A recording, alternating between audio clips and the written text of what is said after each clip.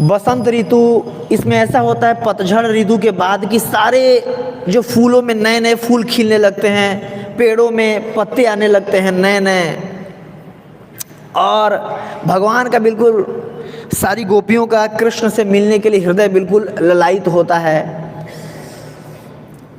तो भगवान कृष्ण गोपियों को, सारी गोपियों को बुलाते हैं रास के लिए गोवर्धन के तलहटी में,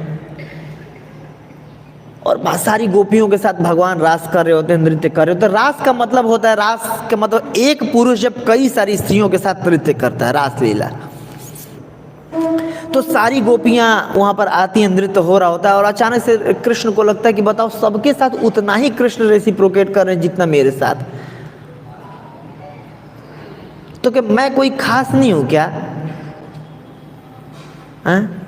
मतलब वो भी उतना ही प्रायोरिटी में दे रहे हैं, उसको भी उतना ही प्रायोरिटी दे रहे हैं, उसको भी उतना ही, सबको उतना ही प्रायोरिटी दे रहे हैं, मतलब मेरा कोई औचित्य ही नहीं है। तो फिर उनको बुरा लगता है, और राधा रानी मान करके वहां से चली जाती हैं। मान देखिए एक भक्ति का, शुद्ध भक्ति का अंग है। तो राधा रानी नाराज होकर चली जाती हैं कि अब बताइए, मैं कृष्ण के लिए कोई अलग नहीं हूँ, सबके समान, मेरे समान ही रखना है। तो फिर कृष्ण के सामने सारी की सारी वहाँ पर गोपियाँ थीं, लेकिन कृष्ण को वो रास अच्छा नहीं लग रहा था। इसका वर्णन आता है चैतन्य चरितामृत में, राय रामानंद और महाप्रभु के बीच के संवाद है कि आप वर्णन करो शारदीय रास का वर्णन, और अगर अच्छे से जानना है शारदीय इसका वसंतीय रास का, तो जो ये वो है ना, हरिरिह बिहंग बिरहर बिर ललिता लवंग लता परिशीलन कोमल मलय समीरे, बहुत सुंदर जयदेव गोस्वामी ने उसमें वर्णन किया है। कौन सा ग्रंथ है वो? गीत गोविंद। गीत गोविंद में इस रास का बहुत अच्छा वर्णन हुआ है कि हरि यह बिहर बिरहंगा, कि जैसे बिहंग तड़पता है वैसे हरि जो है बिरह में राधा रानी के तड़प रहे हैं। तो इस प्रकार सारा का सारा गोपी है, लेकिन फिर भी राय रामानंद कह रहे हैं, ताबिदु रास लीला नाही भाए चित्ते मंडल छाड़िया गेला राधा ते अनवित्ते, कि पूरा का पूरा सारी गोपी हैं, लेकिन सारी गोपियों के साथ कृष्ण को मजा नहीं आ रहा है। हालांकि वो सारी गोपियां भगवान की नित्य सहचरियां हैं, ललिता, विशाखा, इंदुलेखा, चंद्रदेवी, सुदेवी, ये सारी गोपियां, लेकिन फिर भी कृष्ण को राधा रानी के बिना अच्छा नहीं लग रहा है।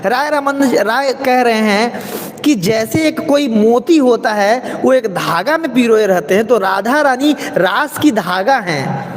अगर धागा निकाल दिए तो सारा मोतियों का कोई अस्तित्व नहीं रह जाएगा। वैसे सारी जो रास को एक साथ संजो करके रखने वाली कौन है? श्रीमती राधा रानी। तो सारी गोपियों के बिना भी कृष्ण को अच्छा नहीं लग रहा था वो रास, और रास पूरा छोड़ करके कृष्ण चले गए राधा रानी को खोजने लगे। राधा ते अन्विष्यते, कि राधा रानी को खोजने के लिए कृष्ण सबको छोड़ करके चले गए। क्रोध करी रास छाड़ी करी गेला मान करी, तारे ना देखिया व्याकुल है श्रीहरि।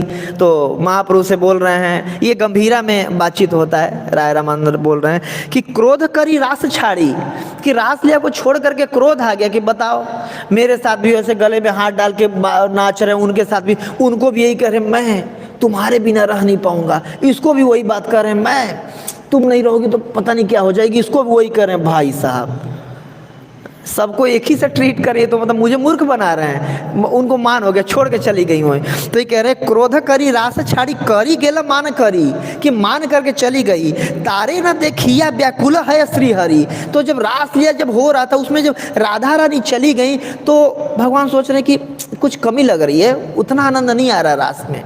तो भगवान भी रास छोड़ करके चले गए व्याकुल होकर के खोजने के लिए।